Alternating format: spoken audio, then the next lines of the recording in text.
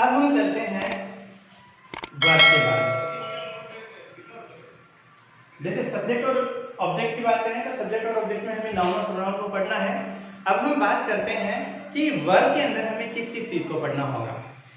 देखते हैं, वर्ब के अंदर आपका सबसे पहला ही पसंदीदा टॉपिक आता है टेंस, और इस टेंस को हम हिंदी में कहेंगे काल। और टेंस के बारे में आप सब अच्छी तरह जानते हो कि इनमें क्या क्या पढ़ा जाता है। Present, past and future. अब प्रेजेंट, पास्ट और फ्यूचर मतलब आपने पहले पढ़ा है कि ता है, ती है, ते हैं, वो प्रेजेंट टेंस होता है, चुका, चुकी, चुके, ऐसे, और उसमें ऐसे चूकते हैं कि दोबारा वापस ट्रैक पे नहीं आते हैं। तो हम उस तरीके से नहीं पढ़ेंगे, हम इसको एक स्पेशल तरीके से पढ़ेंगे जिसमें आपको बहुत ही साधारण तरीके से ये समझ में आएगा, और इस टॉपिक को हम बाद में विस्तार से पढ़ेंगे बहुत ही शानदार तरीके से। इसके बाद जब हमने टेंस के बारे में बात करी तो टेंस में जो वाक्य होता है, सेंटेंस होता है, उस सेंटेंस को बदलकर लिखना, उस सेंटेंस को बदलकर लिखना, और उस सेंटेंस को ऐसे बदलकर लिखें कि उसका टेंस चेंज नहीं हो, उसके भाव चेंज नहीं हो, बस हमें सेंटेंस को बदलकर लिखना है। तो उस टॉपिक का नाम है वॉइस। और जो ये वॉइस है इसको हिंदी में हम कह सकते हैं वाच्य। हिंदी में कह सकते हैं वाच्य। और वॉइस के बारे में तो आप सब जानते हो, वॉइस में क्या क्या पढ़ा जाता है। एक तो एक्टिव वॉइस और एक पढ़ा जाता है पैसिव वॉइस। एक्टिव वॉइस और पैसिव वॉइस पढ़ा जाता है। कहने का मतलब जिसमें कर्ता कार्य करे उसे तो हम एक्टिव वॉइस कहेंगे, और जिसमें कर्ता को गौण कर दिया जाए उसे, या फिर कर्ता जिसमें सामने नहीं आए कार्य करने के लिए और ऑब्जेक्ट को प्रबल बना दिया जाए उसे हम कहेंगे पैसिव वॉइस। और जब हम एक्टिव और पैसिव वॉइस की बात कर लेते हैं तो इसके बाद में वर्ब में पढ़ने के लिए जो चीज होती है, इंपॉर्टेंट चीज होती है, जिसको शायद आपने अभी तक नहीं पढ़ा होगा, और पढ़ा भी होगा तो आपको ध्यान नहीं है इस चीजों के बारे में, क्योंकि उसकी नॉलेज होना कोई छोटी मोटी बात नहीं है। यदि उस चीज को आप पढ़ लेते हैं अच्छे तरीके से तो आपको पेपर पढ़ना या फिर इंग्लिश की ट्रांसलेट करना, ये सब चीजें एक आसानी से इतनी इजी वे में पकड़ में आने लग जाएगी यदि आपने उस टॉपिक को अच्छी तरह से पढ़ लिया तो। और उस टॉपिक का नाम है नॉन फाइनाइटीज।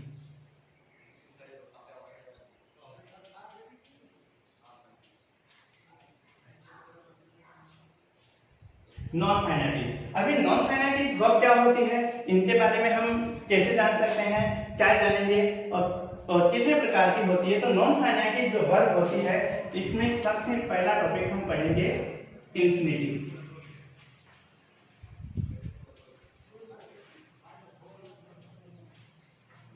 इंफिनिटिव टॉपिक हम इसमें पढ़ेंगे, और इंफिनिटिव टॉपिक के अंदर हमारे पास में यहाँ पर दो टॉपिक होंगे, जिसे हम पहले टॉपिक को तो हम जानेंगे टू इंफिनिटिव के नाम से।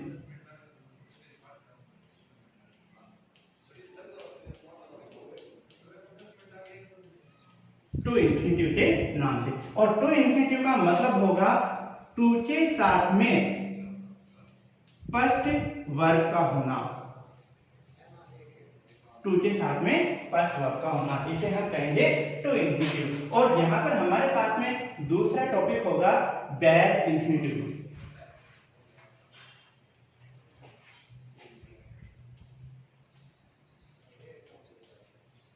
दूसरा टॉपिक हमारा होगा यहाँ पर बेयर इंफिनिटिव, और इस बेयर इंफिनिटिव को हम कहेंगे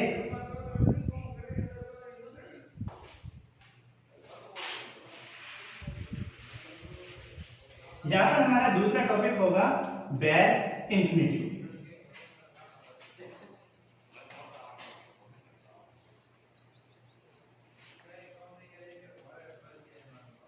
और ये जो बेयर इंफिनिटिव होगा इसमें फर्स्ट वर्ब का यूज किया जाएगा। फर्स्ट वर्ब के बारे में हम यहाँ पर इसमें पढ़ेंगे, और जब हम बेयर इंफिनिटिव के बारे में पढ़ लेते हैं तो नेक्स्ट बात आती है अपने यहाँ पर इसी टॉपिक इंफिनिटिव के बाद में जैगन की।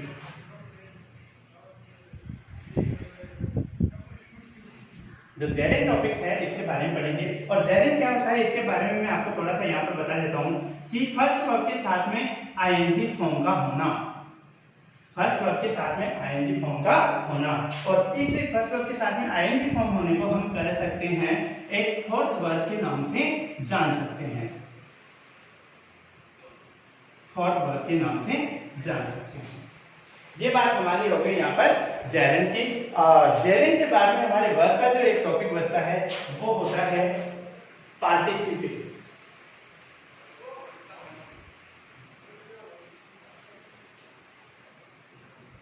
पार्टिसिपल के बारे में हम यहाँ पर पढ़ेंगे। अब पार्टिसिपल में पहला टॉपिक होगा,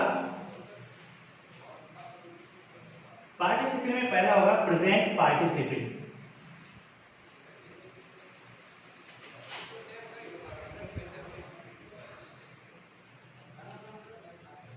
प्रेजेंट पार्टिसिपल, और प्रेजेंट पार्टिसिपल किसे कहेंगे? थर्ड वर्ब को प्रेजेंट पार्टिसिपल कहेंगे अपन थर्ड वर्ब को। और इसके बाद में प्रेजेंट पार्टिसिपल के बाद में हम बात करते हैं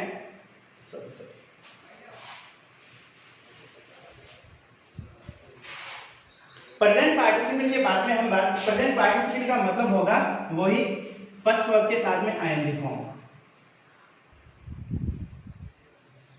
फर्स्ट वर्ब के साथ में आईएनजी फॉर्म, इसे हम कहेंगे प्रेजेंट पार्टिसिपल। और प्रेजेंट पार्टिसिपल देखो यहाँ पे जेरेंट के रूप में भी हम फर्स्ट वर्ब के साथ में आईएनजी फॉर्म पढ़ेंगे और प्रेजेंट पार्टिसिपल के साथ में भी आईएनजी फॉर्म पढ़ेंगे। दोनों एक जैसी क्यों है? क्योंकि वाक्य में जहां पर सेंटेंस में स्थान के आधार पर क्या हो जाता है, वर्ब का या फिर किसी भी शब्द का अर्थ चेंज हो जाता है, तो उन्हीं के रूप में हम यहाँ पर इनको अलग अलग तरीके से पढ़ेंगे। दूसरी बात आती है इसमें पास्ट पार्टिसिपल।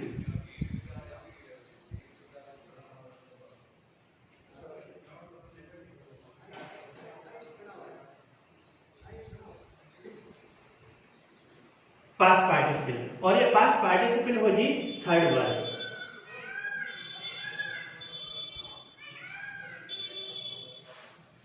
पास्ट पार्टिसिपल होगी यहाँ पर थर्ड वर्ब। और इसके बाद में हमारे पास में टॉपिक रहेगा परफेक्ट पार्टिसिपल। इसे नहीं आया, नहीं आया तो यहाँ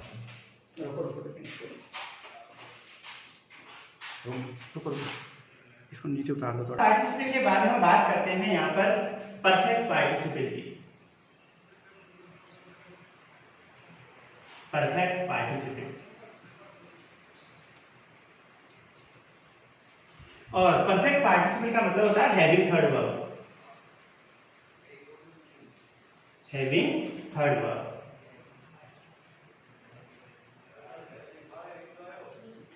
ये बात हो गई हमारी यहाँ पर वर्ब के बारे में। वर्ब के अंदर हम कौन से टॉपिक पढ़ेंगे?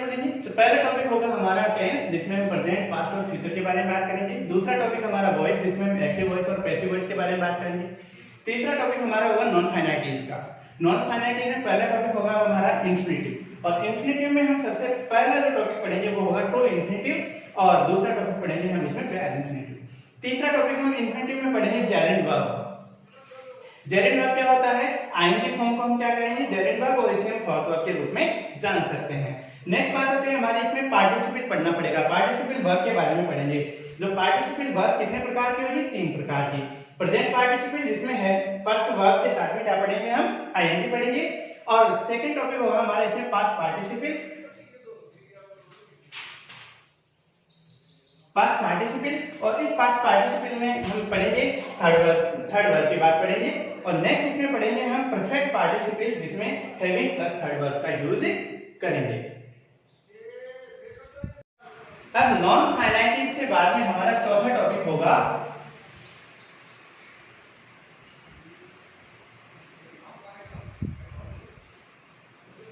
Subject verb agreement.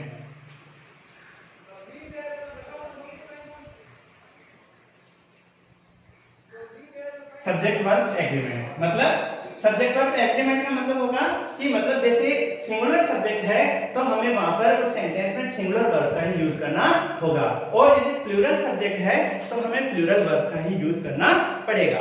तो सब्जेक्ट वर्ब एग्रीमेंट को हम दूसरे एक नाम और से जानते हैं जिसे हम कॉन्कॉर्ड कहते हैं। सब्जेक्ट वर्ब एग्रीमेंट को हम क्या कहते हैं? कॉन्कॉर्ड कहते हैं। इसके बाद में नेक्स्ट हमारा टॉपिक होगा वो है डायरेक्ट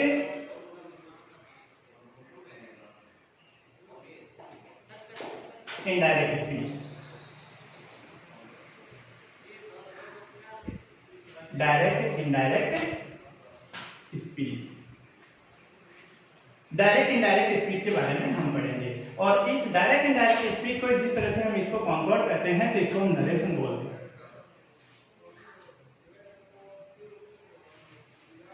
इसको हम क्या बोलते हैं? नरेशन बोलते हैं। और इस डायरेक्ट इनडायरेक्ट स्पीच में से ही एक टॉपिक निकल कर आता है जिसे हम नेक्स्ट टॉपिक का नाम देंगे और उसे हम कहेंगे सीक्वेंस ऑफ टेंसेस।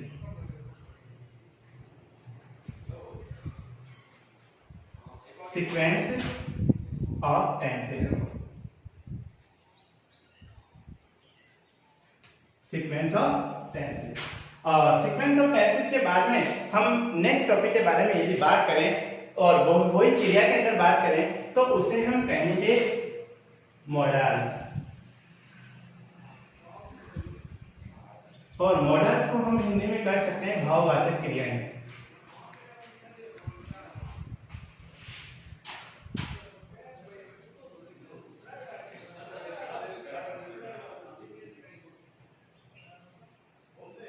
मॉडल्स को हम हिंदी में क्या कह सकते हैं?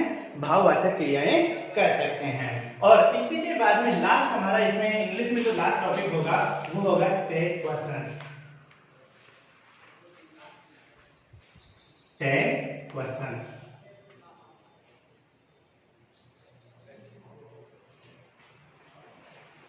टेक क्वेश्चंस कहने का मतलब टेक क्वेश्चंस वो होते हैं, इन्हें हम हिंदी में पुच्छल प्रश्न भी बोलते हैं।